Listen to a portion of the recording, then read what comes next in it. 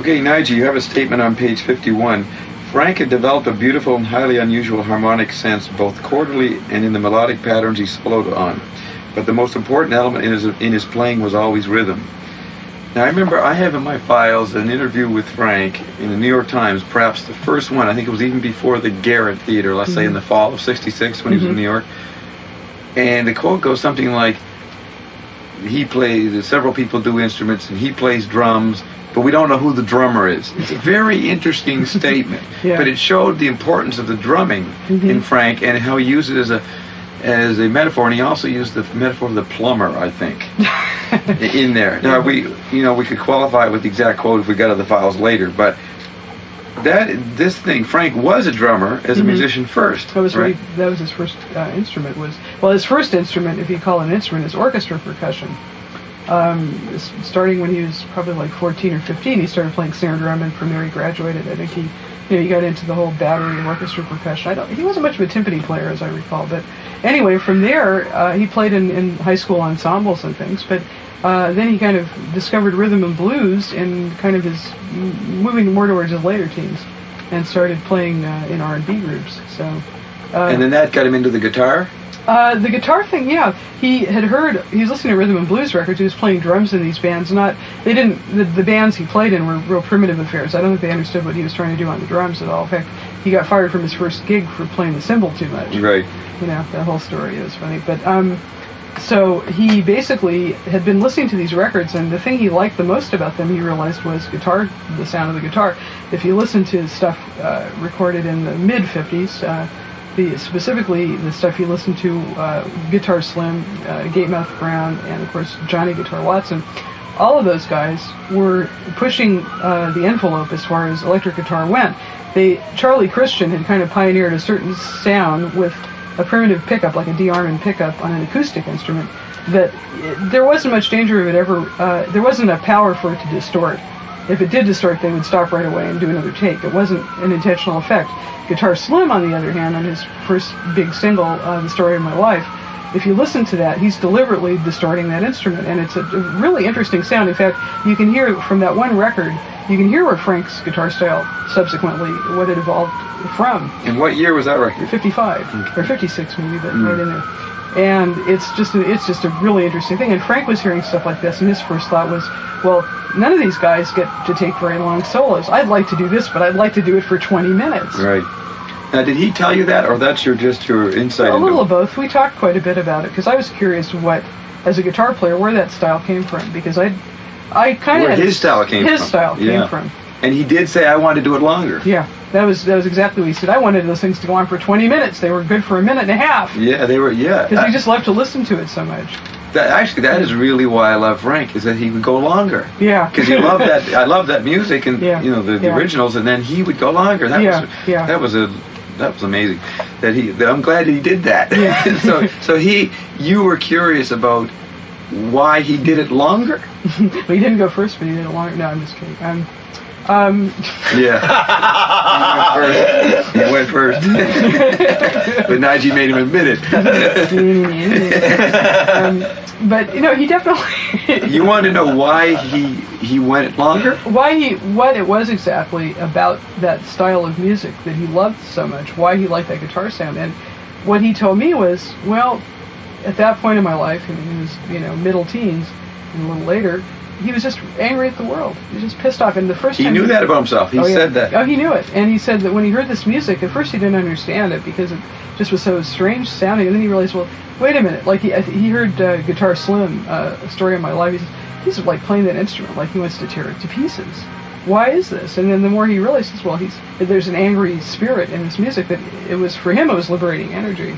And that's interesting because he was coming out of a little classical a white really man structured, tradition. White people's music. In his 13, 14, 15. Right. And that's even before Varese. Did Varese get him into that? No, Varese was the beginning for him. Yeah, so here's this very abstract left hemisphere kind of music, right? And then And then a year or two later, here's this raunchy right hemisphere dog energy, right? Dog again, yeah. And he actually didn't understand it. Well, at first, when he heard that guitar stuff, he couldn't figure out, well, what is he doing to... He's thinking, what is Guitar Slim doing to that instrument, and why? Yeah, that's rather rude. That's disrespectful playing. You wouldn't do that to a violin, now, would you? But it's not a violin, so... and then when it, I think it just sort of was. I don't think he went through a big intellectualizing process. It just he felt it at the time, and he said it was like alien to him. But then he said, "Well, I'm going to do it," and he realized that because I'm angry. Yeah. I'm angry. He was angry. You see, you understand too that at that point in his life, the other big interest in his life was chemistry, was blowing things up. That's what he put it. He said, "I spent my whole teenage years blowing things up," and what he would do, obviously, was like he'd make homemade concoctions that were explosive. He didn't have enough money to put together like a good nitroglycerin charge, so he would take gunpowder. He'd like get old caps, blasting caps, or single shot caps typically. I say it now. I identified with that because when I was in Arizona, that sort of period, my family's from Arizona, and I would spend summer vacations there a lot. And my family was in the cattle ranching business. I got into rodeo. One of the things I loved to do was go out. There were a lot of mining companies in southeastern Arizona where my family was from. I'd find old, unfired dynamite charges or old blasting caps, and I'd take them apart and hit them with a hammer. And they blow up? Boom! Boy, was that satisfying. So you did the same thing? I did the same thing. Jeez. When Frank said, I used to love to blow things up, I got this look, and I said, and you did. Yeah. No wonder you got sick the same time he did. Yeah. You guys were on some kind of spiraling conic section. I've had people, this is a little bit of an aside, but there are people who've accused me in the book of sounding too much like Frank. I said, well, I've done a good job then, haven't I? No, but you knew the jargon. You knew the language that the musicians talked, right? Sure, but what my point with the book, too, the reason it's called Being Frank is I wanted to get it from the inside out as well as from the outside in. You merged, it was like a cult. You merged with the cult language and style, the jargon, and Frank admits that his songs are about in jokes, right? And so you're... the Dr. Zirk concept. I'm trying to describe what the source of those jokes were. In a sense, it's kind of like what Ben Watson tried to do with the Poodle book. He's talking about it from the standpoint of studying it and looking at it as sort of removed references to things and following up those clips. But for me, it's like, here's what it was like being on the inside, and here's what some of those things, meant. But anyway, the thing with Frank, getting back to his musical sources, he got into playing this style of guitar that never changed. Yeah. From 1958, when he really got into it heavily, to the last time he played was 30 years later, 80. Yeah, I would say that Frank was the real Elvis of amplified electrified as far as music. That goes, because he invented. He was the first. I don't know if Mick Jagger or Keith Richards were doing it in '56, but he was the founder of rock. In that sense, absolutely. As it later became the blues, the black crossover, right? That influence. I'm trying to think who else. There may have been.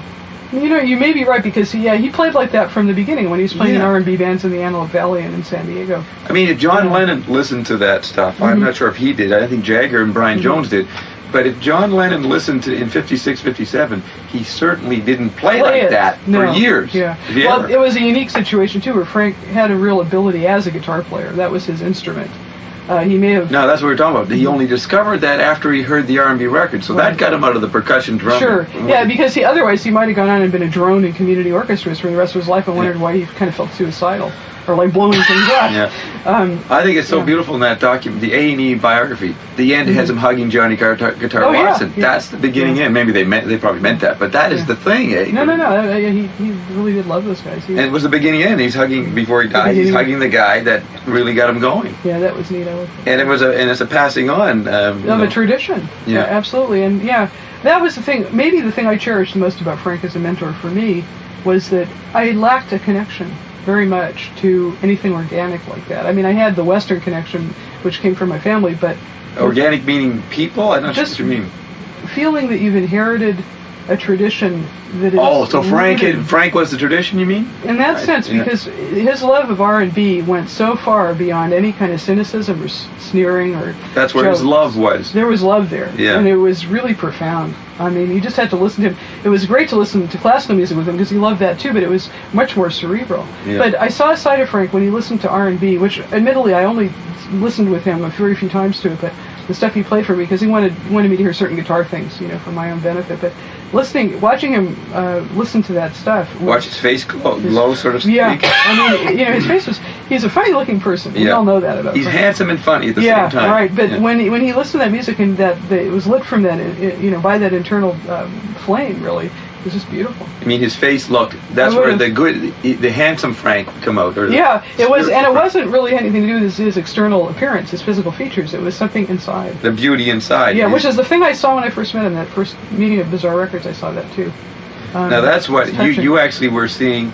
What Don and Frank shared together when they were in high school, that they're glowing together. It was kind of like this little sort of conspiratorial here, so we can go listen to these records in this back room, and they can't get us, you know. And then you saw the secret body chemistry exchange among people who genuinely loved it with Frank while listening. You know what I mean? Yeah. Now there's one little side thing you just reminded me. In my interview, when we were talking about whether he used a condom with his first girlfriend, what happened is the parents got wind of the two of them. Right. He's about 15 or 16. That's in the book. I have that in the book, that story. You do? Yeah. And they moved away? His girlfriend, absolutely. Yeah. I don't have that part of it in it, but I have the rest of it up to that point. Right. In other words, mine, I can't remember where I got. I'm assuming, didn't I get into the interview that the parents moved Well, that away? was what Frank told me, so if he talks It's not in the book. It's not in the book. No. Right. So I only would know through my own interview. Right, but it's the same story. Now that is the anger root. Right. His first love relationship got aborted. Fuck you. Yeah. Yeah. The parent, the family, the Americans took away from the Italian. Right, you know. Yeah. Right. Exactly. You know, he was. Yeah. It was funny because in the book I described, it was during our time on the road. I just was really curious. The more I began to sense, again, it was all sense, nothing logical about it, that this all kind of for him, everything went back to some experience, one experience. We had to pin everything on it that made him just so not anxious, but so reluctant to reveal or to let people come too close. Because, so you and I asked you should him, put it, if you do this book again, finish the story. I should. They took, because that's the key event, and then he didn't really. It took me a while to draw that out of him. He didn't say. I have it as a conversation there, and it's true to the actual conversation. He said it was pretty rancid. Yeah, that's the way he ended it. But you don't have all the details in it. And but it was, his parents caught them in the act. Yeah. And telegraphed it to her parents. Oh, his parents. Mm-hmm. Oh, so his parents caught them. Maybe have caused the parents to move? Yeah. And then his folks talked to her folks. And they moved. The other family. Yeah, and you think the family, they would have agreed. It wasn't, that's happening. Well, you don't have to persuade us to move. We'll move. Or did the Zappa family say, get out of here? Well, no, I don't think it was like that. I think the other people said, well, we don't want our nice, clean, virginal daughter messing around this sleaze bucket. We got to get her out of the vicinity. That was the way Frank seemed to think it had happened. Yeah, now, parallel thing, Jerry found a quote a few years ago, where Frank, and he asked me what I thought of it. I remember the quote. I think I even have it sitting around here. It always shows up, Jerry, where he said in one interview that he believes we should take love for granted and not have to talk about it. If you're in love, you don't have to talk about it. Remember that concept? I can believe, And that's a good spiritual idea. You just take it. You have a trusting with humans. That's not what he meant. But it's coming out of, I don't want to talk about the original wound. You know what I mean? Yeah, he didn't, because to him, in all fairness, too, the other side of him, I think he could feel it. I mean, I got a sense from him. I mean, as much as I said earlier that I didn't think we had a conventional love type. It wasn't conventional, but even a love type relationship. And that's not true, because I felt love from him on a number of occasions, and it was real interesting because it was very intense, but it wasn't specific.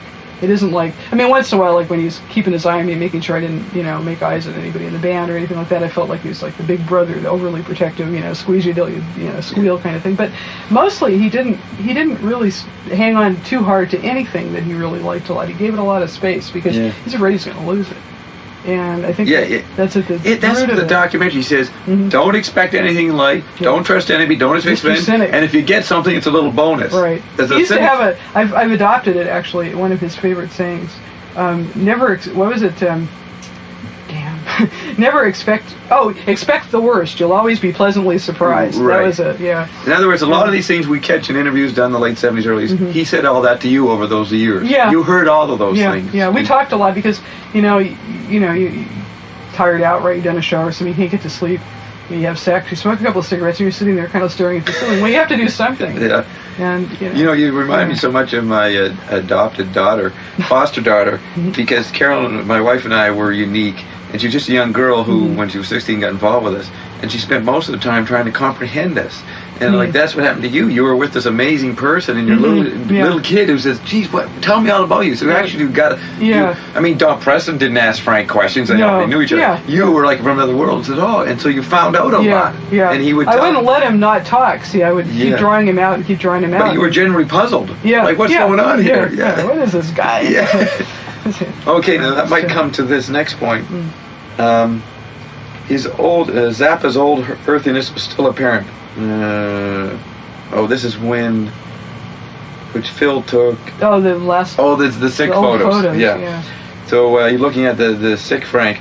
His old earthiness was still apparent, but now it seemed tempered with a depth and complexity reminiscent of a portrait of a Renaissance philosopher. Dr. Zircon had merged into Falconelli. Falconelli, yeah. Now, years ago, we looked into who Falconelli was. Right. There wasn't too much talk about him, I don't think, in the Barry Miles articles. That was something that came out later. Yeah, Frank kind of discovered him. Right, but did he know about Falconelli when you were with him? He mentioned him, just very much in passing on a couple of when I was reading him the Boccaccio, the Decameron stuff, and he says that's really kind of what the gist of it was, as I recall, was that it was sort of Falconelli was kind of his whole take on Renaissance philosophers, Italian philosophers. Right, the alchemist. Yeah, the alchemist. Yeah, now there's the and book. that, of course, Varese got into alchemy a lot with his work, so I think Frank probably related to and that. that's where Jari and the Symbolists retrieval of the alchemy thing. Yeah. But Frank, he didn't seem to want to go into it or talk. Do you think he studied Falconelli? He probably knew something about it, and it's true. Alchemy, you're not supposed to discuss it with people who don't understand. Right. So he never told you the secrets of alchemical concepts. He did say he was an alchemist, and he did say that it was something, a person that he found real interesting. As far as those old guys who are kind of boring, he was a guy who sounded like he could blow things up. That's a direct quote. That was Frank. Yeah. Well, so Falconelli, he's talked about in the book The Morning of the Magicians, which came out about 69, 70 or something. Right. Was that book in Frank's library? I don't remember seeing it. Yeah. But it's possible he read it. Yeah, and the other thing is on the tour, he's reading a lot of Aleister Crowley. See, in Miles' articles in Crawdaddy 69, 70, in that period, he stayed at Frank's. This would be 69, 70, just before you met him. I think I remember he said Frank was working out Egyptian hieroglyphs. Or yeah, he was real interested in Egyptian stuff. In the Egyptian Book of the Dead? Yeah, not so much the Book of the Dead. He had an old book, which I think was, if it wasn't Bulwer Lytton, it might have been Richard Burton. It was an original edition, about 1885, I would say, 1890.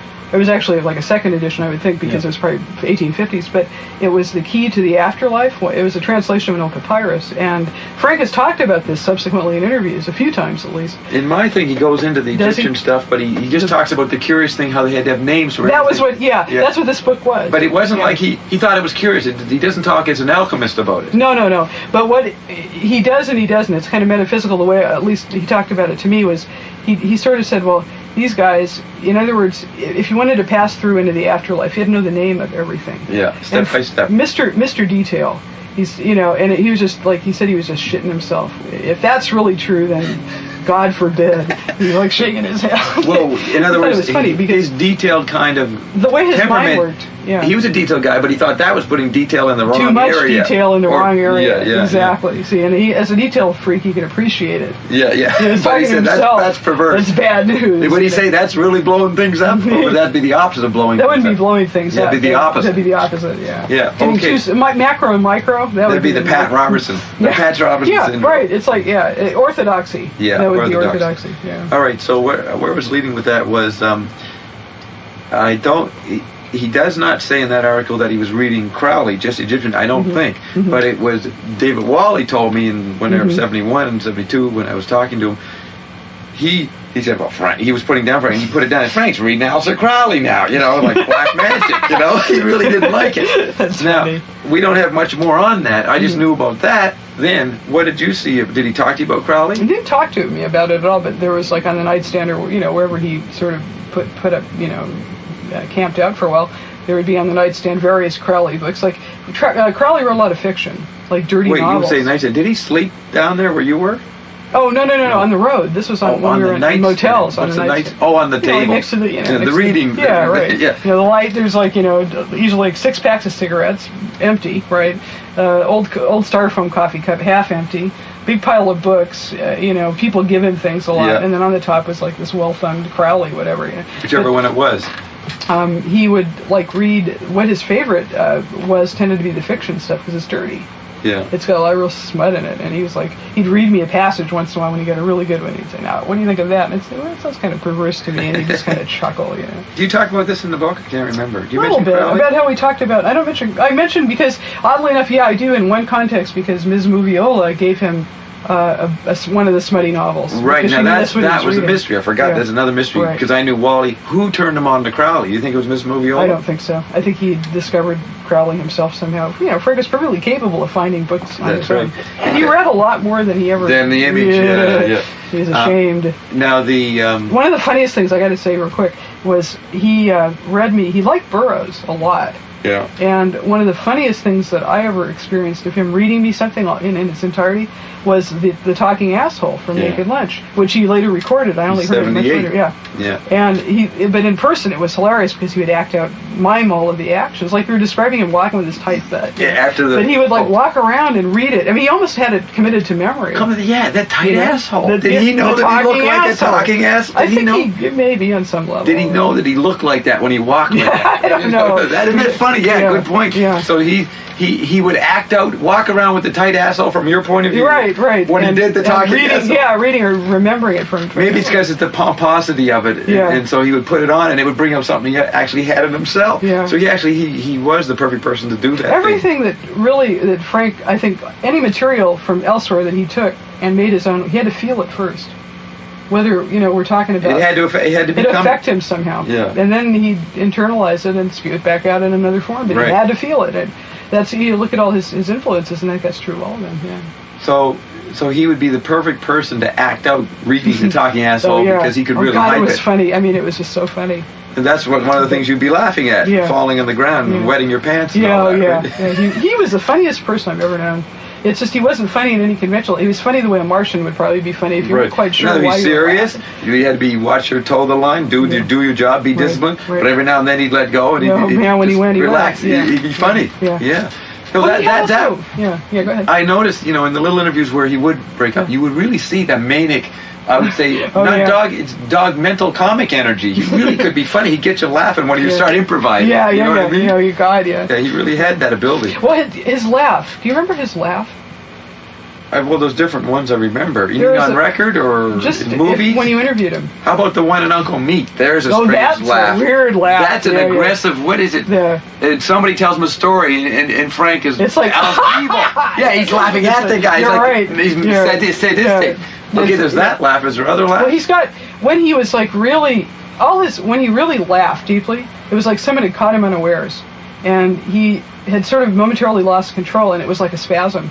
It was like a really profound kind of thing, but it was a little puzzling to him. He wasn't sure if he wanted this to continue. Right. He kind of pulled back on it a little bit. And then you get, You would see it in his face. Yeah. His aura. When you'd see him controlling it. Yeah, he'd pull it back. In other words, it would pop out and he'd draw it back in. Do you remember on the Roxy performance? Did you see that? You probably weren't in LA then, but no, it's on the truncated version of it's on the album release, and he's describing in Cheapness how he used to really crack up because he would see these slips, the Deus Ex Machina, in these cheap sci-fi films, like the one thing where the monster came out. There's your monster coming out. Right. Thing from the Olympic Auditorium. And you see them beating the stick. You see the guy, he's like, back. No! And he's pulling it back, the 2x4. And I think that to Frank was like very symbolic. Yeah, that's an interesting concept because he's laughing at the revealing of the props, the stage. Yeah. But Frank often would reveal the props. Maybe it was a way for him to come to terms with things he was a perfectionist. There's no two ways about it, and he was very detail oriented, and sometimes maybe he was trying to laugh at himself. and try and relax as much as he could. But that's why I'm saying there's a lot of chinks in the armor. In other words, he was literally crazy. This guy was. Oh yeah, definitely. There was contradictions that he didn't give a shit about, but they were there. Yeah. It was interesting. Yeah, it's interesting what he was perfectionist about and how he let other things ride. Right. Why was he perfectionist about that? And large issues in his life could all go to hell. Well, he was tweaking the EQ on that channel 26 over here. There's where he was the alchemist. He was thinking the monk. Yeah. Often he didn't give a hell about humanity. He was thinking that was what he liked to think about the Decameron, because there's a lot of things about mad, crazed clerics in there, and priests having strange affairs with. And I don't think he ever really. I mean, being Catholic, you grew up in that environment, and I'm sure he had his doubts about the church. I mean, he gave up on that relatively early, but I think reading about what they were really like in those days was an eye opener for him. So what's interesting about Frank is that. It's in the line, the present-day composer refuses to die. Yeah.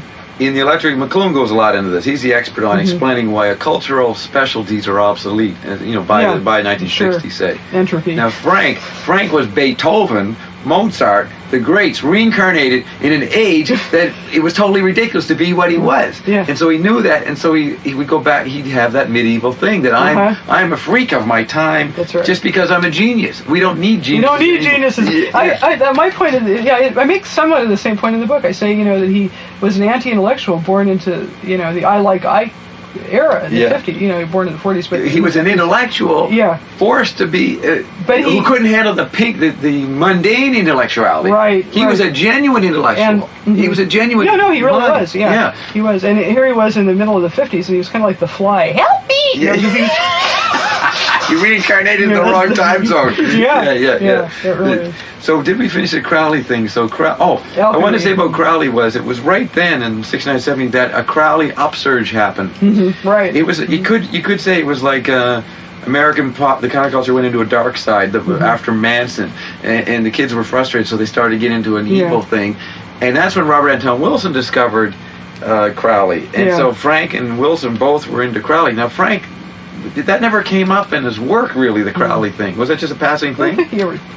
Well, I mean, in the sense that he read Crowley probably for a period of a year and then probably didn't anymore. But and he never wrote a song about it? He gave it up, it seems.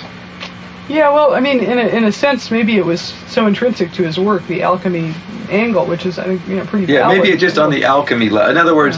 He read about a modern alchemist, so to speak, and then he just said, I know what I'll do with that. I have been fascinated with Zen. Tell me a bit about his Zen. He never went to a Zen monastery. No, he never did that. Who did he read? Alan Watts? He'd read Alan Watts. He'd read, all of the Japanese Zen masters and all the translations he could get his hands. He read when he was 18. Yeah, when he was really young. Yeah. Right. Now here's a little thing. One time Jerry mentioned something to Gail in the kitchen, and you mentioned Watts. Jerry said, I like Alan Watts. She said, that's one of those Leary guys.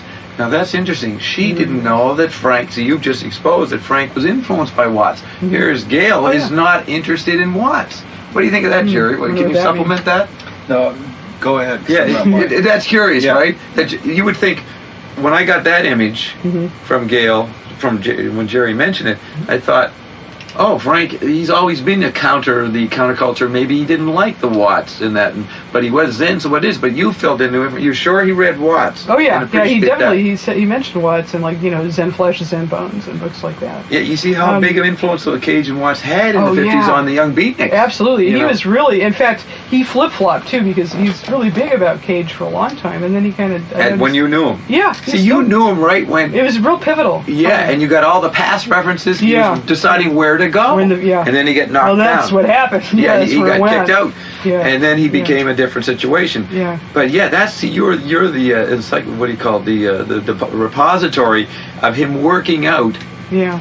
What he was going to drop and not acknowledge anymore, and what he was maybe going to acknowledge. Sure, that's interesting. Was interesting. So I was trying to get him to tell me about Zen because I sensed he embodied it in a lot of ways. And you didn't know much about it. Not too much, really. You hadn't read anything. Yeah, I'd read a little bit of Alan Watts, myself. Okay, so you knew. Yeah, I knew the precepts of it, but I was really green. I was fumbling towards something, and Frank, I noticed, did not want to discuss it. You would press him. Because he was really Zen himself. You can't discuss it. It has to be experienced and understood. And he didn't want to talk about it. So maybe because he didn't trust himself, maybe. Yeah. I would say when he read Zen, he realized that's what he was. Yeah, so he didn't have to learn it. He said, "Oh, that's me. That's me." Yeah, I don't be a Catholic. So and so therefore maybe it was too.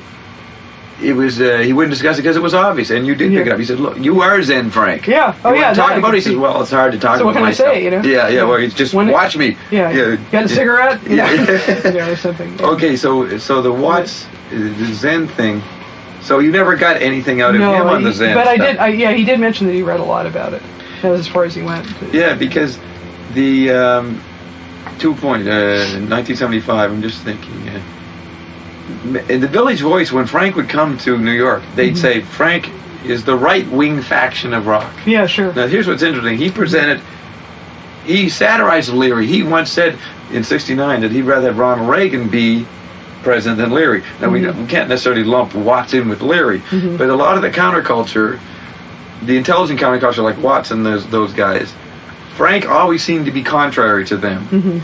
So you're telling us that he actually was influencing, but for some reason he didn't want to be part of it in the late 60s, early 70s. He didn't want to show his image in relation to that. Yeah, probably to a certain extent. I mean, if somebody like yourself had interviewed him at that point and asked him some of these questions, and he sensed that you were coming at it from an honest place, he would have told you. Yeah, I mean, that's why this interview was good. Absolutely, because he sensed somebody was open, and then he was okay. Yeah, he really did pick up on that. But so much of you've read interviews with him that were conducted at that time, they are so stupid, a lot of them. I mean, people just had such preconceived notions about what he was and what where they were kind of the approach they were taking to the whole thing. Well, that's why I think he was a real artist. He was an invisible environment. They couldn't perceive the present that he was manifesting. Because every time I saw a Zappa concert, I said, "This is a bloody UFO in front of us. This is an amazing orchestra." Yeah. It's like Slimsky says, everything Frank did was an opera. It was big. It was so it made everything else look so puny. Along those lines, Frank. And you get little teenagers running these,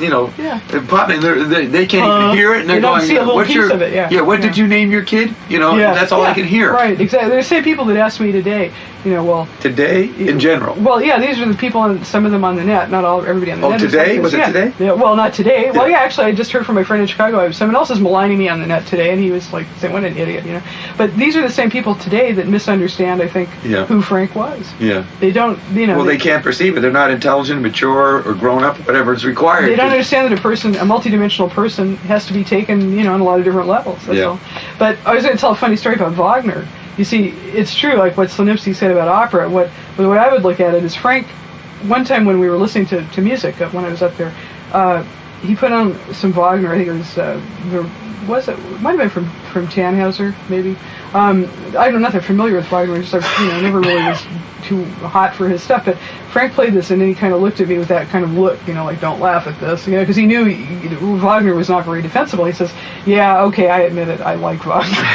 That was the look. He never said it. He kind of said it. Yeah. Do you have that in here? How he admitted he liked Wagner's music. Yeah. But you're giving the details a little more here. And I mean, the book is kind of elliptical in some ways because it would have been a big, thick book. Yeah, you had too much to say. There was so much. I had to stop, or I would never have stopped. It's good that it's short. Yeah, I think so. I mean, I like terseness myself, but but his point was, he says, his point then is, he says, hell, Wagner was just the Emerson, Lake, and Palmer of his day. He just had, a lot better orchestration and a lot worse lighting effects.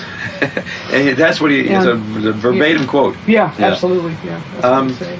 Now, you mentioned that Frank read a lot in a funny kind of desultory way. And on the Bongo Fury tour, I got backstage and I got on stage with Frank and Don, and that was on April 25th, 1975. What venue was it? It was at Nassau. And I had bought a magazine, I don't know, in Modern something, had an interview with Zappa. I showed it to Marty Pirelli. No, Pirelli's. Yeah. And he said, "Oh, let me have that." This is before the concert. And I said, "Get back to me after." Yeah. So then after, we went back to the hotel, hauled it in, and I said, "Marty, I want magazine back." He denied that he had it, and wouldn't give it back to me. And that's a whole other issue. Right. Marty was a character. Yes, right. We know that. In other words, he probably realized it was a good article. "Oh, we need this for our files, Frank files or something." Yeah. So I get home at 7 a.m. in the subway, going back to Manhattan, and I pick up. I had to buy another copy.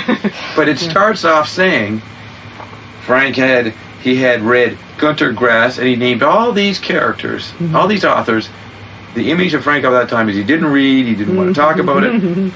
And I always wondered, I then found out later that Frank did read, but I always wondered if that article was accurate. Did you ever see Gunter Grass and those kind of novels, or was it, he didn't read that much, I would say. He didn't read, I'll tell you what he didn't read, to me at least, to my eye, it seemed like he didn't read any modern fiction.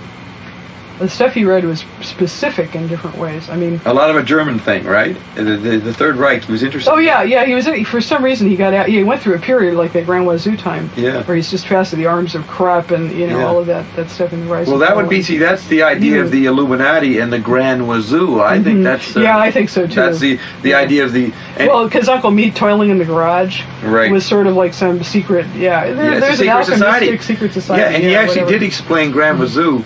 When one asked, what did you mean? He said it comes from a local Lancaster little Shriners group. The Grand Wazoo. Yeah, it was it was actually a Shriner. I believe it. Yeah, I can believe that. But you can see the metaphor. Look at that up there, the Grand Wazoo. you see the metaphor of, because that was when America started pre-Watergate. Yeah. But they're starting to look. American thinkers are starting to look at the control in the White House and this and that. And so Frank would get into that trend of looking at the Illuminati. And there was another thought in there. He talks about the Grand Wazoo. Oh, what was it? Jerry, what is it that lately in his later works he talks about the Illuminati? I don't want to get stalled here on what it was. What was it? Oh yeah, in the transcripts of the MRS, he talks about the Banco Ambrosiano. See.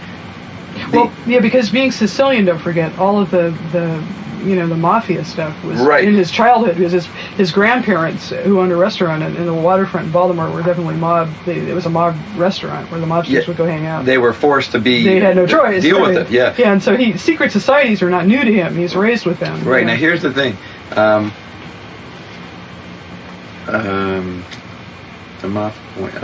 Okay, he has a picture of the Vatican on Uncle Meat. This is Uncle Meat storming the Vatican. Yeah, they're storming the Vatican. Right. And so Frank waited for Vatican information to come out, and that's why he talks about the Bank Ambrosiano, which was the Vatican Bank. Right. And then do you know that he later got very interested in May Brussel, who exposed a lot I that P2 stuff, or was one of the first journalists to develop it. Frank, I found out when I was at Frank's house in '85. No, I went to Frank's house in March '85, turned him on to May, then he eventually gave May a computer to coordinate a huge archives on this. And then in '88 we talked about May, and there's a section in this interview that we can't release. We got into the Illuminati Mafia stuff and his own circumstances around, I won't say. Yeah. And that he would not allow me to broadcast or to transcribe. Well, so, Mike Kerr, really? No, it was about... not Mike Kerr. I would say that Frank was considered a political threat, and certain people politically, and they had to monitor him in a way. You know what I mean? Sure. So he talked about some of the details of the... I don't want to say it because it could go... Still other Zappa's alive, right? You know. But that level of paranoia Frank was interested in, that was one of the... He said that he read Pynchon. We talked about Pynchon. Now, that's before Gravity's Rainbow. The Crying of Lot. Yeah, Crying of Lot 69. He read Pynchon then. He'd read Pynchon, and the other one he liked was V, of course. Yeah, V, right. V. Yeah, he could almost recite that thing from memory. Good. Now, that journalist mentioned Pynchon. Yeah. Now, that means that journalist must have we're getting close to that. What's facts? Yeah. I mean, Frank might have admitted that he read those books. Probably. Was once again, it was someone like yourself, and it was earnest. Yeah, so he let it out. Who cares? Yeah. It's that kind of information in the wrong hands. Frank Zappa's a bookish kind of a guy. He sits around reading all night. That's the worst thing for him. Yeah, Frank was very intelligent in controlling his image on that level, wasn't he? Now all the little details. Yeah. So he was interested in the mafia, and so the Vatican. You know who else he liked? I just saw a book by him, Philip K. Dick.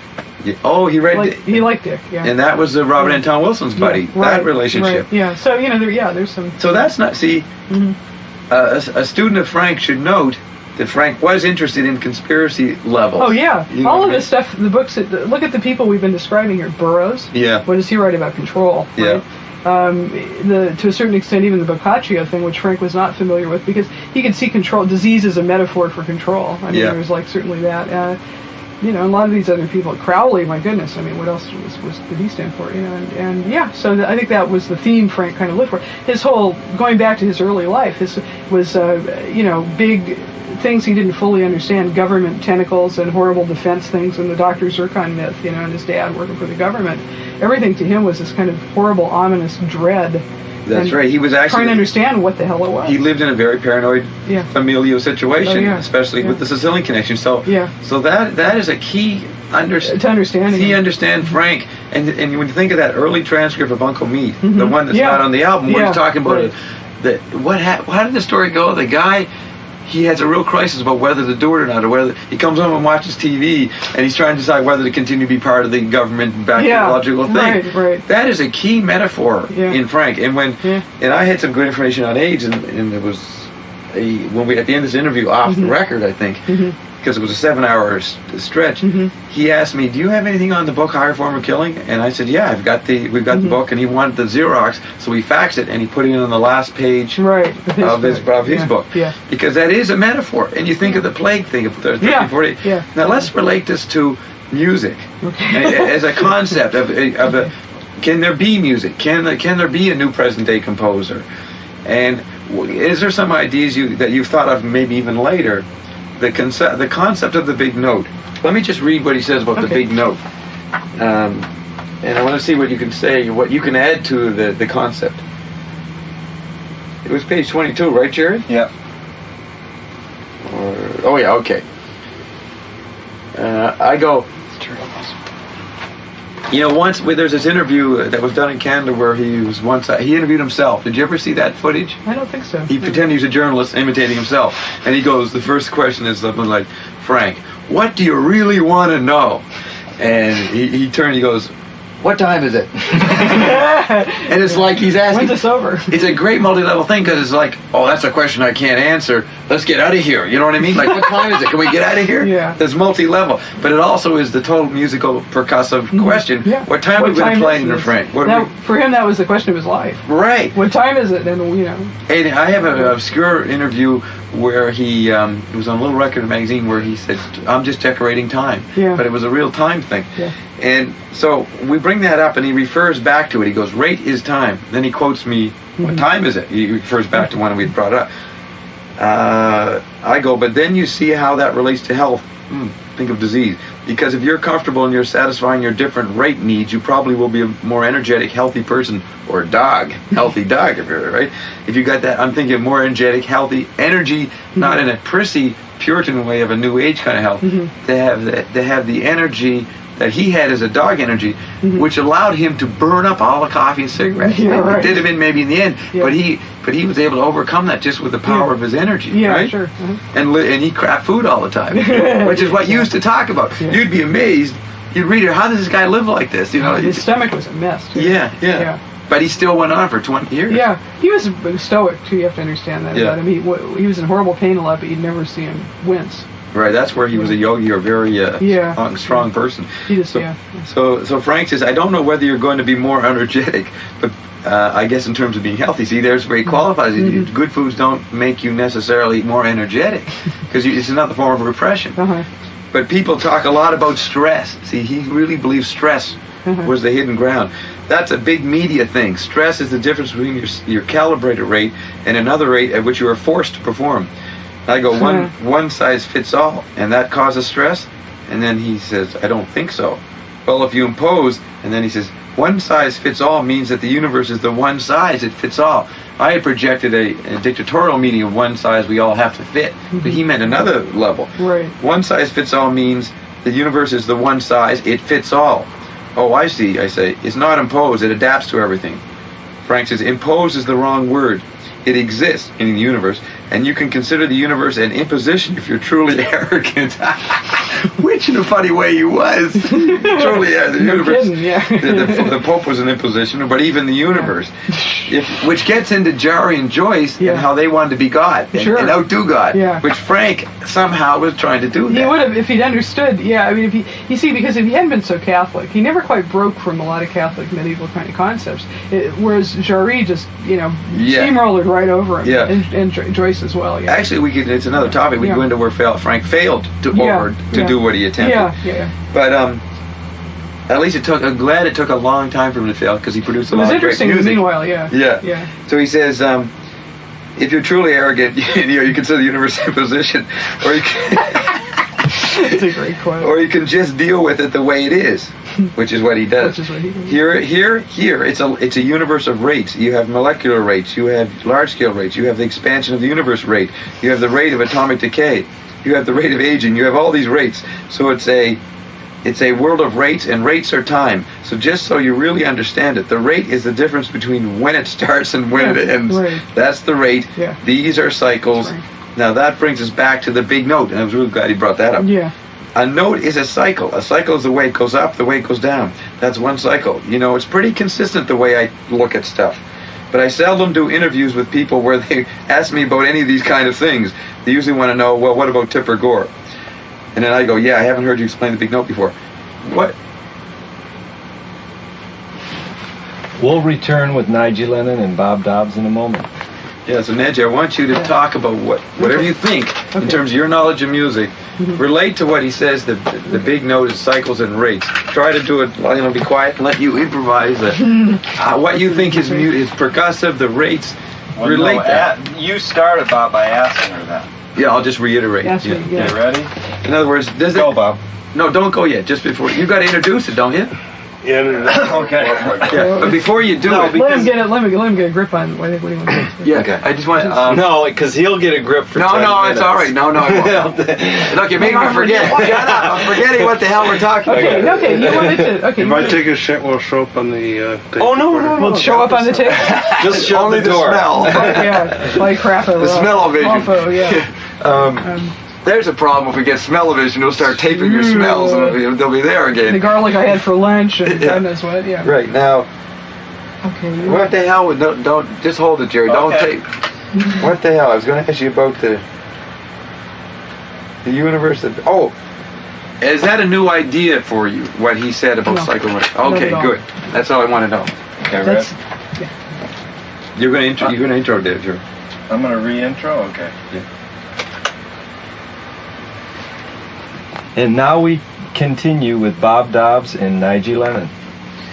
Now, Nigey, in light of the quote I read, what ideas do you get about Frank from your knowledge now in retrospect, as you got to, over the last 20 years, understand Frank's music more, and if you want to relate back to things you remember he said to you at that time that might have related to the big note quote you have here? yeah. Well, what I realized about Frank... When? You sort of give different time. right. Now, At this point, which is 1995... his death made you realize, so to speak. A lot of things, Yeah. because I hadn't listened to his music in 15 years when he died. So. And these reviews are done, they're from the point of view of now, at the Right, end. yeah, I went back and listened to everything I could when I was writing the book. So, yeah, we'll put it into that context. It's absolutely very much the present as applies to 1995. Frank, to me, in retrospect, as I go back and look at his work, much to my amazement, is so consistent and rigorously logical in that every piece that he ever recorded, released, or otherwise intuited, in any kind of form that was ever publicly somehow brought to light by him in his oeuvre, fits into a larger composition. And this was something I sensed.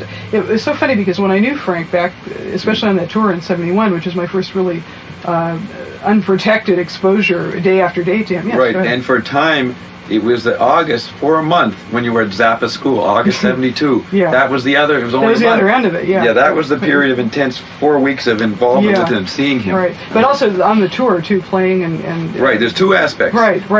Actually, one was listening. The later one was listening. The earlier one was actually performing. Yeah, the private Frank, Right. he's what he likes to do and personally with music. Right. And then the public Frank. So Right. you were saying in the public point. So publicly and privately, it's sort of a macro thing. I mean, he would. All his work again is. It's in fact it's staggering when you really start looking at it. The closer and closer you get to it, the more consistent it becomes. It's like some kind of a mathematical model. I was just going to say there's. And that quote that you had a little bit. No, I think you were going to talk about when you were on tour in '71. You were going to say, what did you notice then, or is it? What I sensed. See, if you want to look at it as a two-phase operation for me of education, on the tour, I sensed things intuitively. I had no concrete evidence of any of it. I just had sense of things being true about Frank. And you described it pretty well. You were sensing of it. You knew what to remember when you wrote the book. Right. But because you remembered viscerally what you did notice. Right, exactly. And you noticed there was something, controlled, conceptual, consistent in him?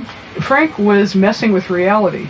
And in that quote that was kind of funny about, if you're really arrogant, you view the universe as an imposition. That's almost Frank's. Yeah. He almost was partly that, wasn't he? Yeah, right. And it kind of reminded me a little bit of Alfred Jarry, too, who did very much the same thing with his life by becoming his character Ubu and living his life that way. But so I sensed that Frank was doing this, and it just felt like being...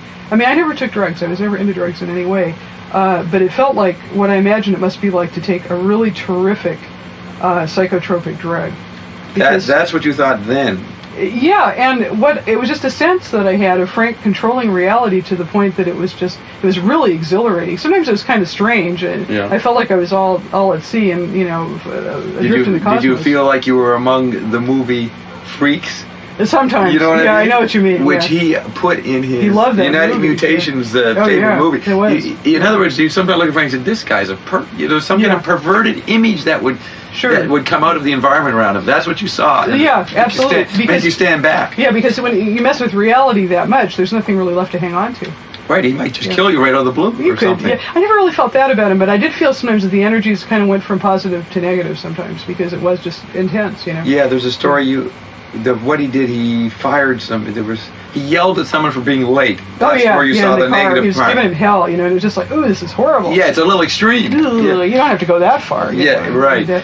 And then he was like, he felt a little funny about it because when we got back to the motel room, he was like being really nice and solicitous and gave me a back rub and stuff. He felt, he knew that you, okay, but when anyway, you say it was like being on a drug, you mean you felt that he was on a drug? No, I felt like the experience I had entered into in working with him that you were on a drug. I was on drugs. And he had this alchemical energy to create, work the whole environment that you would get inside. The drug was Frank's body. Dog chemistry, mental and his dog body chemistry swallowed you up in the vortex, and then you'd be stuck in there. Right, and am I ever going to get out? That was what I was wondering sometimes. And it was really a powerful feeling, and nothing I had ever experienced in my life up until that point, which, I was 17, what did I know, had been anything like that. I thought it was great. If I'd been a little older, I might have been, both more closed off to it and more upset when it did happen. Right, you were just at the right age to be young enough to flow with it and take it. This is a slight digression, but when I read a book a number of years ago about primitive societies and adolescent initiations, and one of the things that was done with both young boys and young girls in certain tribes, I think in New Guinea, they were cut off at the same age I was, 17, from all of their peers and their family, taken away by shamans, and the boys were given hallucinogenic drugs and had visions and somehow found their place in society by kind of relating to the internal to the external. The girls, on the other hand, weren't given drugs, but they were sexually initiated.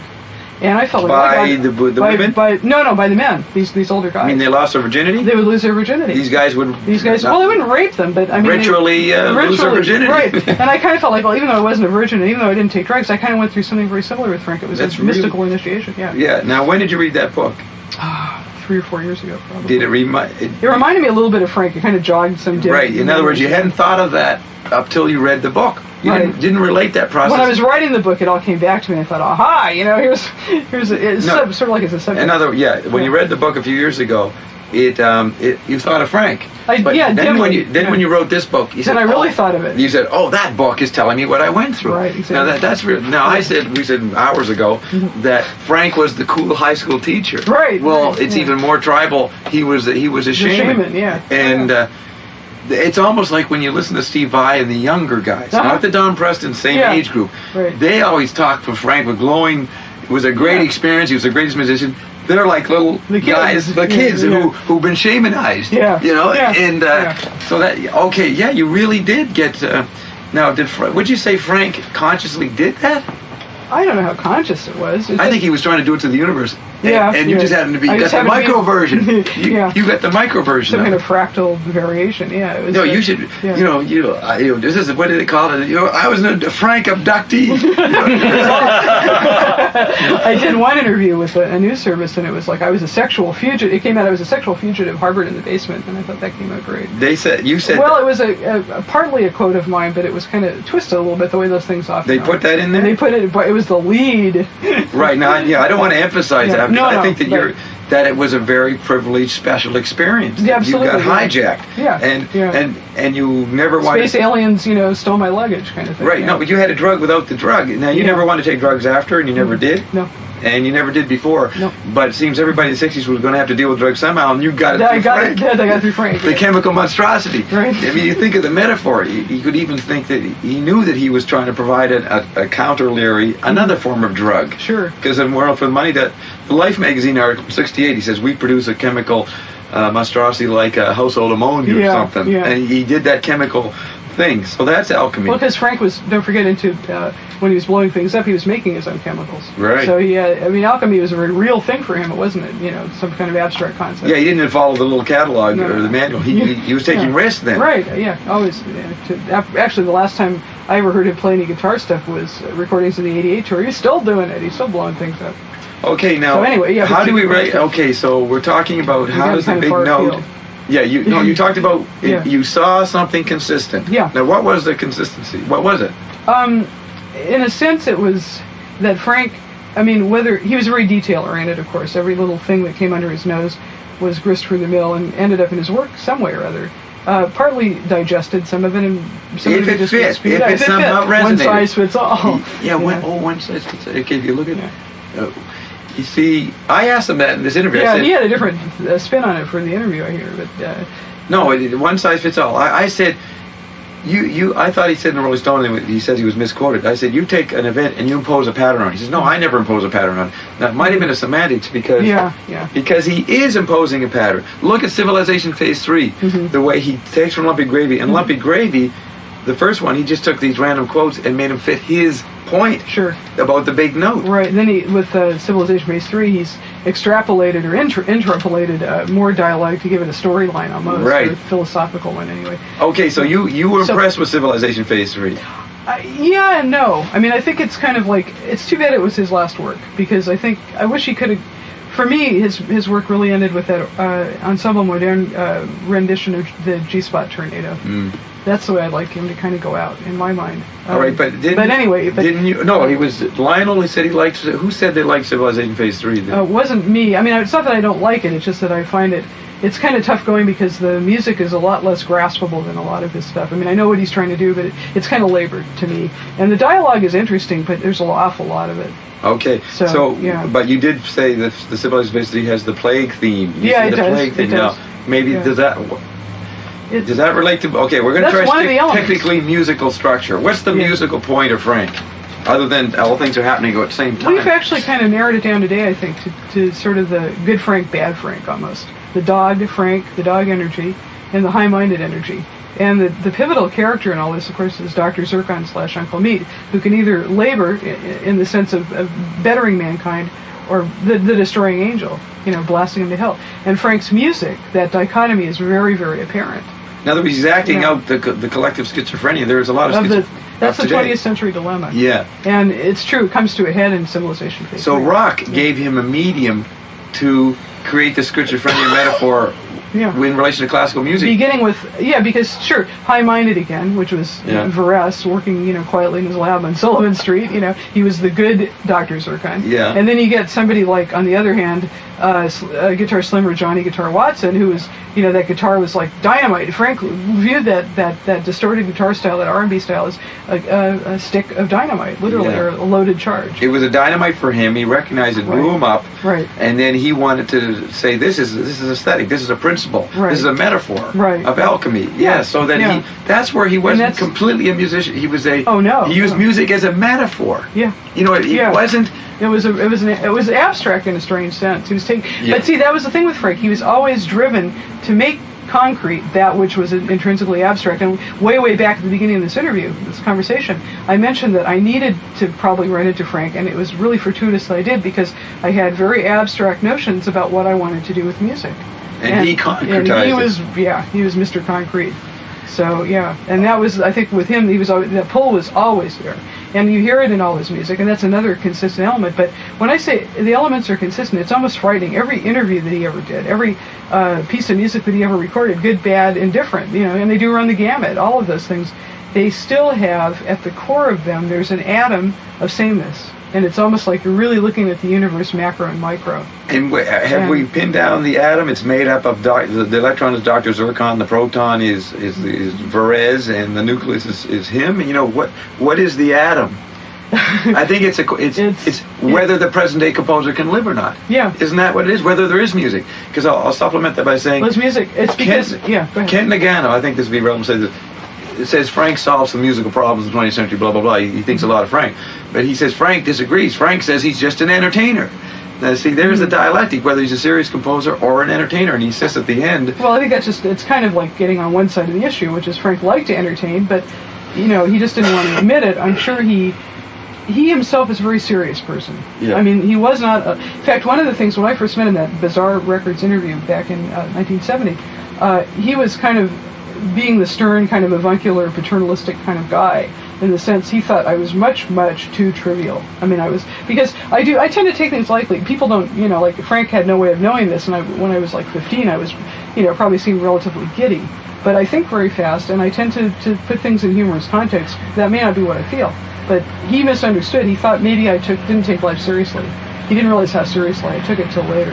And anyway, so when did he realize that? When's later? Probably towards the end. He began to realize what a serious person I was. The end is in 72. 75. Oh, 75. 75, yeah. In other words, it took him a while to begin to understand me. In fact, the song Andy on One Size Fits All, he was trying to grapple with who I was. How do you know that's about you? It's I could run all the references down. Oh, okay. So there are references. It's not. Oh no, it's your a whole fantasy. string of. No. It's a whole because didn't we always think? I thought it was Andy Devine. Andy Devine was that TV the guy with the squeaky. He had a squeaky voice, and the reason that there's the reference to that in the song is because one of the things I had to do was Howard Kalin would get laryngitis periodically on the tour, and whenever he did, it was the Andy Devine School of Voice, because Andy Devine had a very squeaky voice, and that meant basically that was almost like the code word. I got to sing tonight, so I had to get up. And so hearing that in that context, that's what it is. It makes perfect sense. It's a reference to Kalin, and right. And the thong. There was also a thong. That's the shoe. It's in the book.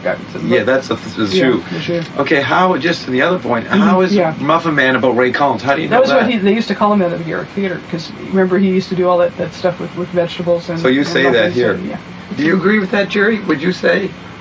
That, I mean, Ray admitted that. Excuse me, I'm just going to let loose here. Okay, you were saying, Jerry? Yeah, I agree. That they called him. You didn't know they called him Muffin Man. No. That was an old nickname that he'd had for a long time. Right. Yeah. We haven't had a chance to ask Ray that. We can ask him. Yeah, absolutely. We can. Does Ray know? Well, he would know, wouldn't he? He's in the book. Yeah, but we were really good friends. But you don't. I haven't seen him in a while, but yeah, I'm sure. Yeah, but you don't ask Ray. What do you think of Frank doing a song about you? You never discussed that with Ray, did you? No, because by that time Ray didn't have anything to do with Frank. Right. I was like really pissed off at him because that situation with what happened with he finally he was like in really dire straits, and Frank didn't give a good goddamn. And that's in Pamela's or Michael Gray's book about they're yelling in '67 in London to each other. Yeah. Okay, now. But anyway, yeah. So getting back to what we were talking about. So the entertainer seriousness. See, I saw Frank working out.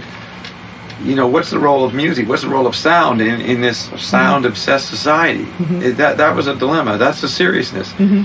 But he was serious in all of the work. I mean, all the work he did, he put 100% into all of it. Whether it was a little, like again, macro and micro, a little detail or a big gesture, and that comes through in all his work. I mean, the more I listen to his stuff, the more I realize that it has the integrity that it comes from. Is that it's like this almost a schizophrenic stretch from incredibly jokey, throwaway kind of stuff, like the band that I was with in '71, all the way through to the end, like Civilization Phase 3. Right. Now, how could one mind create this? But there is a unifying principle. In But all I of it. think that's where he was a modernist and maybe even a postmodernist. That Yeah. there was Sure. he knew that divisions between high and low didn't work anymore. Yeah, And right. Something That was where he was ahead of the game, I think, Yeah. too, because that was not a common concept at all.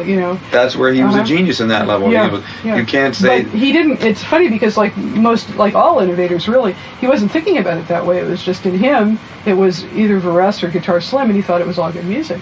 Yeah. And Now here's the internalized thing. that. He would say, "I like it. It's just an extension of me." Sure. But the same as he had put a lot of concepts into it to build up around the preference That's of true. taste. Yeah. Now there's a dialectic in him. How Yeah. much is he would acknowledge that it's just his taste because I think he thought other people should get the point too. Judging by the way he played stuff for me and tried to kind of get me to listen to what he thought was good music, he was very elaborate about it. It was kind of almost like the unspoken message was, this is good stuff. Yeah. But it never passed his lips. He didn't say, now you should listen to this because it's good. He says, this is some stuff that I like. But Now this goes obviously- back to the series. Now he thought you Yeah. were. This is the male chauvinist. He thought you were a giggly little teenager. Well, I was at the beginning. This was more like when I was there in '72, Yeah. playing stuff in the basement. It wasn't the end, but his thought was, I think, that I needed to be steadier in the way that I approach. Because see, here he was dealing with this vast body of stuff in a very serious kind of business-like way. With me, I tend to be a lot more scattered. I would. In other words, a personality difference, a temperament. Oh, there definitely was. In other words, Yeah. you were serious, but the way you came across to him, he thought you had the potential to be serious. And Right. you should be serious. Right, And and it would he be thought- good if you were serious. Right, and he was like, he didn't know you were. Yeah, I described it actually to somebody the other day, in Robert Crumb's Mr. Natural comics, how Mr. Natural is always lecturing flaky food in different ways. Well, Frank kind of set himself that role with me. He was always sort of trying to show me the ultimate reality, whether I understood it or not. And he figured sooner or later I was sharp enough I'd figure it out. And I guess he was right, because I think I have, but Well, sort of, Say that again? You think he was... I think he was right, because I've got it. It's taken me, like 25 years, but I think I really do understand his work perfectly. Right, as you're well as saying anybody can. he wants you to... I missed the word. He wanted me to, in other words, he wanted me to get a grip on the ultimate reality. And which you is- think you did yeah. as he understood it. Yeah. You think you got his message. Right, I Yeah. got his message, and of course, now there's hundreds of other universes out there that I didn't know existed, so it's kind of like you never really end that process, Right. but his music is about that in a lot of ways. It did. You mentioned Yeah. when he mentioned at Lionel, he knew Art Kunkin. I Yeah. don't know if it's Art Kunkin, but Frank was interviewed in the LA Free Press in summer of '69.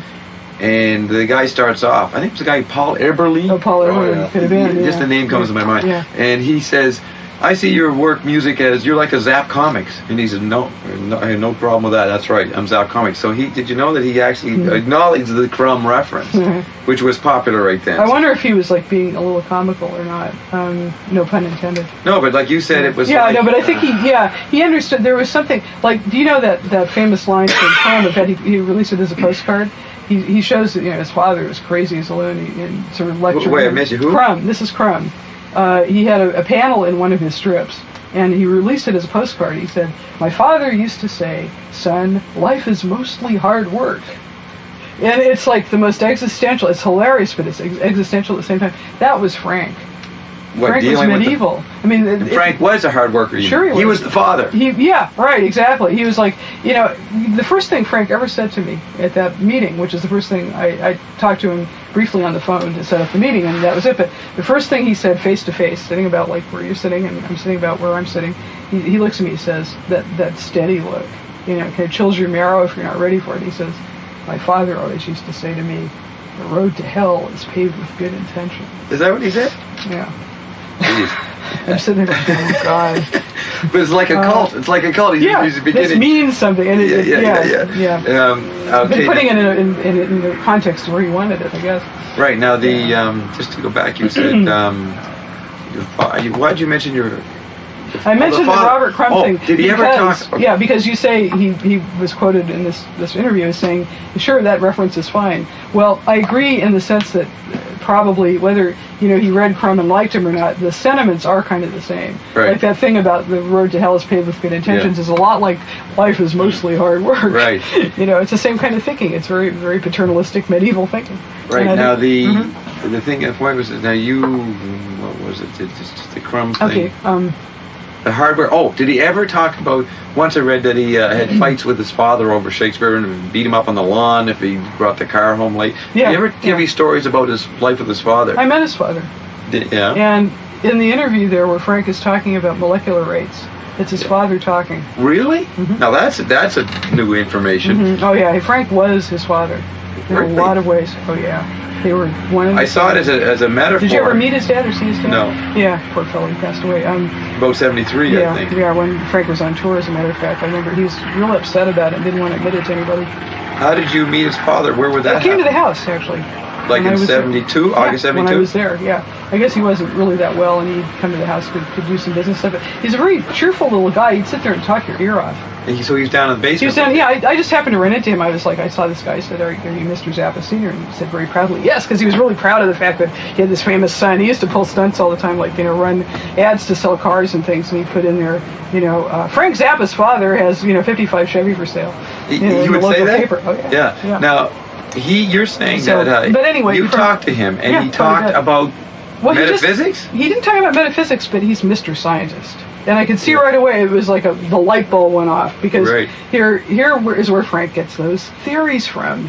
His father was Mr. Theory too. It's like everything fit into a system. Right, and he demanded Frank to like Shakespeare, and Frank wouldn't. Frank said, "Go to hell," and it's like, he's bucking the system. Yeah. But Frank was like, his father's like a cult. You got to understand Shakespeare. You've got to learn this stuff.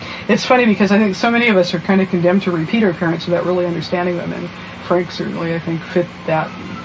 And yet it's part of he at least saw some dilemma his father was in as a government conspiracy scientist or implicated in it, and whether it was good or not. Well, that must have been the dilemma for him, because he must have realized how much of his father's emotional makeup and biological makeup he was part of him. Yeah, that's just very interesting. So that is the male spirit in Frank that he put up as an anti-environment to everything else that's going around, or the I don't know, it's not macho, but just male energy.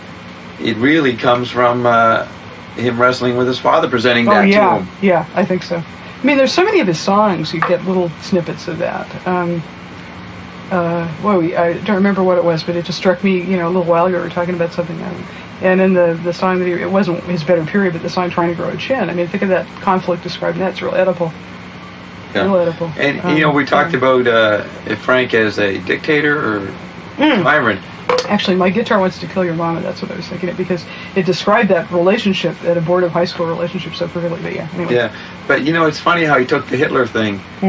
What is it? It's like in the different. You turn the mustache upside down. Yeah. So you have to be careful with that kind of symbolism, I think. Right, but he knew that if he controlled a band in the rock context, that even though he got that very early, before he became, the conceptual Frank Zappa. But it's interesting that he said, I'm going to be a mock dictator in my band, and it's disciplined, a reverse Hitler, a software Hitler rather than a hardware Hitler. I always thought that was the meaning. Do you think he meant that by that? Or it's just... I don't think so, because I saw pictures of him when he was in high school, and it grew like that. Yeah, he had it stringy, He had it before he would think about it that way. Yeah. So is the core, is the atom in the universe, and that's the Vatican, is the father-son relationship? Yeah, it's Catholic.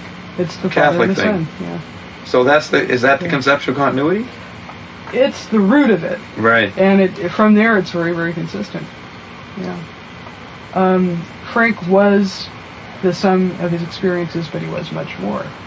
Like any great artist, he took those experiences and transformed them in the process of creating his own reality. He made a really fascinating universe that anybody can get into if they want to give it a chance. It took me 25 years. Might take somebody else 5 minutes. You mean after 5 years, after he died, it took you 25 years to understand and enjoy it?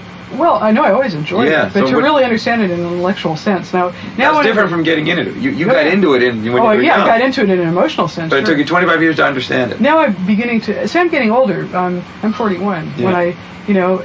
When I knew Frank, he was almost 30. Yeah. And, the big age difference, for one thing. If I'd been older, that's why I said I wish I was at least 10 years older, because I could have understood a lot faster. It would have saved me a lot of time. But, I'm beginning to understand, more and more. Probably by the time I die, I'll understand Frank perfectly, if I'm still thinking about him. And you'll understand the peculiarity of your relationship with him. Yeah. And So, but you're saying... I understand that now, whereas I didn't before. But you didn't try to understand him, so to speak, from 85 to 93. No, because... It was when he died, you had to go back and check it out, right? Yeah, because I realized, well, this is... it was a very simple, physical, almost emotional response. I realized, well, why do I feel like this? Yeah. This must have been very important to me. Well, let's investigate this. Let's not just let this lie. Let's find out what this was. So did you start writing the book, but at the same time started listening to the music? Yeah, right. I went back. The first thing I did was I wrote the obituary that appeared in the Independent in London and some other places. And how did you get that in there? I mean, that's in London, England? Yeah, the paper. They asked you to write the obituary? They didn't ask me. What I did is I wrote it. And it was funny because usually for me, writing is a very tedious process. And two things happened. We just got a Macintosh computer, which I never worked on a Mac. I've been working on IBM, and I never liked it. Got this Mac, and I sat down at it, and it was like going into automatic writing. I just put my hands on the keyboard, and about 6 hours later, this piece was written. And I looked at it. I mean, Lionel encouraged me to write it. I looked at it. It was the easiest thing I'd ever written, and it was real smooth and seamless, and it flowed and said a lot. So. And you then sent it out, offered it? Yeah, I sent it around. And the funniest story about it, it went to the Indie bought it. Actually, the Observer wanted it, but it was too late. The Indie had already got it. It appeared here in the Baltimore City paper, Frank's hometown, the alternative paper there, and some other places. But what happened? Another funny thing was it was sent. I also sent it to the New Yorker. I faxed it to everybody I could think of. And this is after you cried, after that breakdown a few days after Frank. Remember? Oh, that was out in Paradise. I faxed it. Yeah, you faxed it. Yeah. No, you cried a few days later. When I went out and to Paradise. then you went home and wrote it? Yeah. After he dealt... it was... Lionel said you were crying. Well, you got to deal with this kind of thing. Yeah, right. So then you wrote it? Yeah. And that's about 10 days later. So yeah, it was about a week after he died, yeah. And it was snatched up, and it ran like a day after it was picked up, really. So, at any rate, what happened then was I realized, well, if it's this easy for me to write this, I can probably write a whole book, and I bet there's some stuff to be said here. I'll learn something, nothing else. And so I did... Which album did you go to first? Can you remember? The first one I listened to, I happened to have... Somebody had given me a copy of The Best Band You Never Heard in Your Life. So you didn't have all the latter ones? And I had stuff on vinyl. I had no CDs, hardly. I just really only got into CDs pretty late in the game. It's funny. So anyway, I had the vinyl stuff, which I hadn't listened to in years, because I didn't have a turntable that worked for a while. And you did The Best Band first? The Best Band You Never Heard in Your Life, and I had a few others. I had what did I have? Oh, Hot Rats, of course, because I never was without that. I would even listen to that once in a blue moon, not very often. So yeah, and then what I did is, of course, I went on a big buying spree. I ended up buying the whole catalog, and of course, Ryko came out just recently with everything reissued. So I think that they ought to send me all of those CDs if they're listening. It's the least you can do, guys. Right. So the thing is that you had a few of your vinyls. What do you think you kind of focused on first? Well, I listened over and over again to Best Band You Never Heard in Your Life because it was a retrospective. It had a lot of old stuff on it, and then the one I got after that was, of course, the Mega Jazz Noise Here, which is part of that same tour, and it seemed organic somehow, and it was, and it really got, those were kind of the sinew and the viscera of my experience while writing this, and it got into me emotionally a lot. Then I went back and just said, the hell with it, and I just started to buy everything at random. I started with the stuff I liked the most. I had Heart Rats, so I got Burnt Weenie Sandwich, I got all the stuff from the period when I was working with Frank, and listened to that, and you name it, and ended up, virtually there's nothing I don't have now, so it's a lot of CDs. And what I've done is, as Ryko has re-released, the stuff I'm the most interested in, I've gotten those new re-releases and listened to them very critically, because during the time I was working with Frank, I was in the studio with him quite a bit, and I heard original versions of a lot of those albums, so I just was curious. In fact, they re-released Overnight Sensation not that long ago. It was about a month and a half ago, I think. I was doing a thing for Westwood One Radio Network, and I was taping it there. It was actually up at their studios, which are in Santa Clarita. And that Ryko sampler had just arrived, and the music director, we were sitting in his office, shooting the breeze, and he puts it on the beginning of Dirty Love, which I'd heard a million times in the studio, and I never liked the way it sounded on vinyl. And I listened to it and said, wow, they've sure cleaned that up. It sounds a lot like the master tape. So, that's a good thing about these reissues. Yeah, actually, I mean, here I am shilling for them, and don't know really what they think of me, but I've talked to them a few times. Okay. But anyway, what in your musical compositional knowledge, even though you haven't done that for many years, what was the core idea of Frank's? Give it within the music jargon. Say what the essence of Frank was. Okay, theme and variations on a very grand scale. because everything fits into. If you want to look at his work, what he's talking about there with rates and molecular, almost like molecular disintegration, you sound. It's a very slow decay. It's like we were talking about. He wanted those long guitar solos. Yeah. There you go. See, he took once something became part of his musical or his vocabulary, whatever you want to call it. The decay rate is extremely slow. The first time you hear it might not have been the first time he thought of it, but the first time it pops up in his work, you can trace that element all the way through from wherever it starts to wherever it ends. So the radioactive plague? I wouldn't say radioactive plague, but it has a half-life, definitely. Right. Yeah. So. And if you take simultaneously all of these elements that are decaying at a very slow rate, although the slow rates vary a lot. Now we're starting to sound pretty metaphysical here. But the interplay of all of that slow decay all at once in this pretty bewildering, staggering universe of concept, that's sort of Frank. It's the axis, the lateral and the vertical and the horizontal. Right. Are you familiar with Finnegan's Wake? Yeah, somewhat. I've said for years that Frank Zappa is Finnegan's Wake to music. Would you agree? Yeah, I would. Yeah. Have you read Ben Watson's book? We looked at it. Yeah, I've been through it. I've looked through it. Now, he talks about Lewis and Finnegan's Wake. I've just read those things. I don't know if he's accurate. He's got the right book, but I don't know if he understands Finnegan's Wake the way you're talking about it and how it would be applied. Yeah. Well, I wouldn't. There are people who have been studying Finnegan's Wake for years and years and years, and I would give them much more credit than myself there. But I think, the way I grasp it, and it's the same thing Frank liked about Pynchon, too. It's that real spatially aware conception of time is, it has an axis, vertical and horizontal, but, you can't limit it that way. It's, it's ever, Okay, so, is it I want, in a little pop culture book about 1970-71, there's a little quote, and I never could find it. There's a guy or two I've met who had a lot of those books. They collected them. Never could find it again.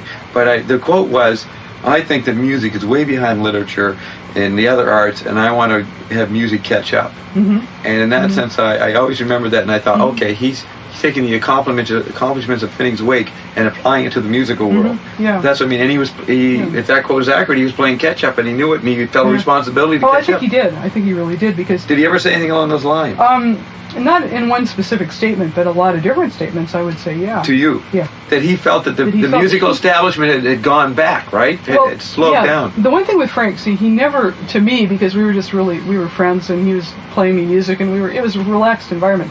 He never pontificated. Right. But he would give things that he'd say those things. He would drop in little hints, and I would pick up, and, that, in a sense, that's what this book is my way of piecing together what he said, the total work. Like as I've grown to understand his work, that's how this book has come about, is putting the pieces together. I could write a whole other one that would be, a lot more in depth now, because this was just as I was groping towards the end of my conception of what was really going on with him. All right, I would say that is time running out, right, Jared? Probably. We're getting kind of hoarse, the two of us. Yeah. So I would say that you've got 5 minutes. Right. I would say that you did succeed in putting the pieces together. You made a contribution to understanding Frank, a big contribution. So I think there's nothing more for me to ask. If there's anything you have to say, you can say it, and then I'll say my last bit. Well, I've got a question for you. You've been asking me really great questions. I don't know if this is a really great question, but what would you say Frank's gift to you has been, as someone who's very, very familiar and intimately knowledgeable about his work? Well, as I've said on the radio, or I've written it, I've said it somewhere. I think it's in my book, a quote from one of my radio shows. Oh yeah, we went to the Zappa concerts in Buffalo in 1988, and my co-host asked me, why did you go there? And I said, even Bob Dobbs needs acoustic stimulation sometimes. And I said, Frank's the only one who gives me the acoustic release, which Frank often said. My people who attract to my music are in a tense situation, or in some situations that my music releases their stress. And the releasing that goes back to this quote: the stress and the melody and the dissonance. They build up the stress and then release it. The explosion. And for me, Frank was the only musician who I bought. I bought his stuff. I listened. You could get all the rest of it for free, and I listened to Coleman and lots of the whole range of music. But for me, Frank's music spoke to me the way I think it's you. I just read this quote today, that the emotional makeup of Frank is similar to my emotional makeup, and his tones and textures are satisfying to me. You know, Yeah. I don't want to say sexual, but it's you know, Clapton and them would play, but they never had the right timbre. They never had the right pitch. Frank had the right pitch, Right. and so it was a totally pleasurable experience to hear Frankie. Matter of fact, I can't sing generally, I can't play, but I can. With Frank's music, I can sing, I can play. It's my music. Yeah. It's me. Yeah. So for me, Frank has always been me, Yeah. being Frank. Yeah, that's. I think that should be where we should end it. Oh, no, I just want to add this. That was a good tag. Anyway. Yeah, that's a good tag. Yeah. But then I would, as an addendum, I'm now going to, I don't know, honor Nigey by offering her the opportunity, which you listeners will never, for a while, get an opportunity to hear what Frank has to say now, because I talked to Frank a year ago through a medium. Oh, really? And we're going to end with that note, folks. We now see if Nigey will have the time or inclination to hear what Frank has to say now in spirit. Absolutely, that sounds great. And this has been Contemporary Communications Conference. My name is Jerry Fielka, and a big thanks to Nigey Lennon and Bob Dobbs. Wasn't that a mind blower ending? That's great. Of course, it's not true, right? Oh no, it is true. You really did. And we were going to play you. Okay. If you have time. No. How long was it? I'm curious. How long did It's you- over an hour. We just transcribed it, but I'd rather you hear the audio. Yeah. Yeah, we just finished. You know, we're going to release it eventually. And I don't know what. We got a dilemma. What, is Gail? Can she own? That's Frank, that. You beyond guys great. being publishers. Have that print that. That would be terrific. Oh, would you like to? Are you Sure. you're publishers? Sure, we'll publish that. You got to be kidding. Oh, okay. Well, then this is a practical thing for you to hear. I would Check like- it out. Do you mind if I? Can you lie down or relax? Let's all take a break. Yeah. You got anything to drink or eat or? Yeah, we should maybe go eat and come back or something. Yeah. How? In other words, you missed. Yeah. You're not going to have to get to the traffic. You're No, going to stay here longer, right? No, that I got to hear. You got me hanging over. Yeah, Wasn't that a great ending though? Yeah, For them that's to go, great. what? You talked What? to Oh darn! No, well, they'll just be No, dying. that's publicity. Yeah. Then we release it. You know, it's an ad. That'd be but, great. Maybe we want to take, since you don't have to rush home, eh? Yeah, I don't know. You might be. Is Lionel bored? Are you bored? Well, I'm thinking of all the work I have to do before we go. You can do it tomorrow. There's always tomorrow. I keep thinking this guy hates Frank, and he has to listen to Yeah, 3 hours on Frank. 3, Do you 4 want and a half. to? Do you want to It's a go home? 4.5-hour interview. Is it really? Oh, Well, this one. wait, yeah. 2 90s. Yeah, That's 3. It's, yeah, 3 hours. No, 2 and 90s plus a 3 90s. Oh, 3 Jesus 90s. It's Christ. 4. It's 4.5 Well, it's hours. like 6:30. Yeah. It's longer than Zappa's Frank. 3.5 hours. Now with Nigey, we did 4.5. We broke a new record. Yeah, right. Boy. In other words, we did 3 with 3 and a 4 with a woman. 3 with Frank and then with his wife, or ex-wife, whatever you were, his parallel female principal. Right. We did it with 4. 3 is Trinity, that's male. 4 is feminine. Uh-huh. You know, the Right. fourfold alchemic. Right, it's rounded, not angular. Yeah, right. So, I was going to suggest here, speaking of the male counterpart, would you like to go home and come back when this is all over? You go home and work does for a a while? Marxist socialist want to hear the spirit? Frank talking, you know. I mean, if Well, that, no, that'd be sort of ridiculous. And then I wouldn't Yeah, you work. might as well I'm hear too it. tired anyways. Yeah, it falls asleep, but it's intelligent. It's Yeah. not silly. You're going to be amazed at this. I would like but to hear, because that's the one thing I'm curious about. Where did Frank go? If anybody went anywhere interesting, he would be he's not going to, you know, in his lifetime he kind of lived in a certain sense of kind of a boring life, and he was always seeking to bust out of it. So maybe this was his big chance. Yeah. You know. Yeah, that's another thing that comes through about reading your book is that Frank, you know, like you said, sir, if he was as intelligent as we assume he was, how ridiculous everybody was, and how he had to keep his sanity. Yeah, And that's what I found. We never really got into that when we were talking about it, but I suspect that a lot of it was just tough for him not to. You know, he didn't want to be an asshole. I don't Right. think he he was wasn't under a cold stress of what he saw, the stress of what he perceived. Yeah, that was like Kafka, that Kafka thing again. Kafka just was horror for him. With Frank, I think it was, he was trying not to be contemptuous, but he couldn't help it, Yeah. you know. So he had this great stress, and that's why he had ulcers when he was young. Oh, he had supposedly. horrible ulcers from the time he was like 13. Yeah, it's like he was actually on a drug. And, you know, if you're on Yeah. a drug all the time, it'll stress your kidneys. He was on this intelligent drug, and he was seeing all this absurdity and going, why? And then getting perverse, humorous reactions to it. Yeah. Nigel, can you call home and see if... I'm curious about Boston book reviews. Well, you can't call him back till tomorrow anyway. I just want to know. Yeah. I don't remember all of the keys you have to punch. There's a lot of different, and I just erase it and you'd hate me forever. That's true. So. So should we go get something to eat? We really can't. Oh, you can't? What do you mean? We You don't have much any money? cash. We don't have any cash on this at the moment. We got cash, but I don't want to spend too much. But we can get. Well, I'm not hungry actually. Okay. I'll go along for the ride, but Jerry, Okay, well, then we can just... let's we do this. can Do you hang out. have? Do you want to make some bread or? Yeah, we can just eat some bread and stuff. That's cool. Yeah. Okay, you give us some little things. so to- that- If you guys are hungry, yeah, don't Let's walk. That's Crash. Let's walk. Yeah, let's see if I can walk again. Why don't we just? I want to walk around in the yard for a minute. Let's walk and get some fresh air for a second. Have you got the tapes already? Yeah. Okay, I've got to think about how. Well, we're playing the garble part. We lead Well, up. we played the first 12 minutes and then we Yeah, right. break to the other. Okay, I gotta have a piss. I just want to walk around for a minute. Okay. So that was great, Yeah, Nigey. it was a lot of fun. Yeah, that was pretty Yeah. in depth. I thought it was that in depth? Oh, I think, yeah. I mean, it's not that you couldn't think of about another 100 things to say, but... Yeah.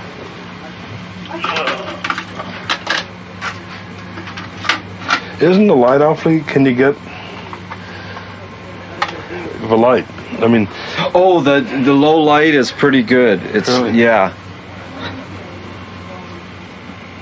I'm conscious of time, but what No, the fuck was it? I always have Okay, a you were point. talking about, all right, the point you were making was something about, you talked to this guy on September the 29th, right, 1994, and he said this stuff about Frank, and there's a point, but you don't remember what it was. I was going to. Oh, I want to explain that. No, you can't look at that yet. I got to lay it out. September 29th, I interviewed him. Okay, I did Frank. Right. Maybe I was going to explain what happened, but I thought there was something else. Watch The Evergreens come through. I don't know if I'm going to get to talk to Frank, and so can I talk to Frank? And they said yes, we can locate him. So Hold of him, huh? you give him the address. You give the address. You give where he lived and what his dates Oh, I were, see. and he's dead. If he was alive, like when I did reading on Frank alive, I gave him the address, which I knew, and they just go into the house and they look at this guy. And actually, at that time, he wasn't there, and I did. He wasn't there. He was on tour. You know what I mean? So then they know it. They said if he's not there, he's Can't do it. in Italy or Yeah, someplace. right. You know. But then they tuned in him on there, or they can get into the house, and that gives them a way to contact. So. I'm afraid I'm a fairly thoroughgoing skeptic. I know, I don't expect you to believe it, but it's an interesting story. You've come here to Candyland, Wonderland, and we're going to tell you a story. Didn't know what to expect, so this is, I guarantee you will. Oh, that's what I was going to say. I did in September 29th. I sent Jerry came through Toronto in October, and I handed him a copy because I wanted him to transcribe it. I hate transcribing. If I did that, I didn't want to ever do it again. Yeah. You didn't do that. You corrected the persons who did. Oh, yeah, actually someone else. But that was the painful process, correcting it. Yeah, Carol's secretary did the original of that, which he loved because he loved the interview. But this one, I give to Jerry, he's going to transcribe it. So a few days later, a week or two later, he's back and he hears it. I said, what do you think? He said, well, I got chills because some of it is Frank. He says, I know Frank, and I heard his personality coming through. So he got chills, and then he said there was a couple other things I wasn't sure on, but basically Jerry's gut reaction was... It was Frank. It was, it chilled him, because it might have been, it looked like it was a good, it made the short list, so this could be Frank, Okay, so we do the reading, and we contact Frank, and then the Evergreens now, when you talk to them, and they indicate often when he's talking, sometimes they will interpret them, or they will translate them, and so it's oscillates back and forth between the group mind, whatever they are, or the guy who's assigned to interpret Frank, or the person assigned, the spirit assigned, and Frank himself. After about 10 minutes, she looked at the tape, or maybe it was 3 minutes, it looked, and it was going slow. It stopped, I think. It stopped. What's going on? So it never happened before. She rewound, and we played it, and it was going on, and it go woo, woo, woo, and it was gradually the fucking tape was getting fucked up, and it came to a stop.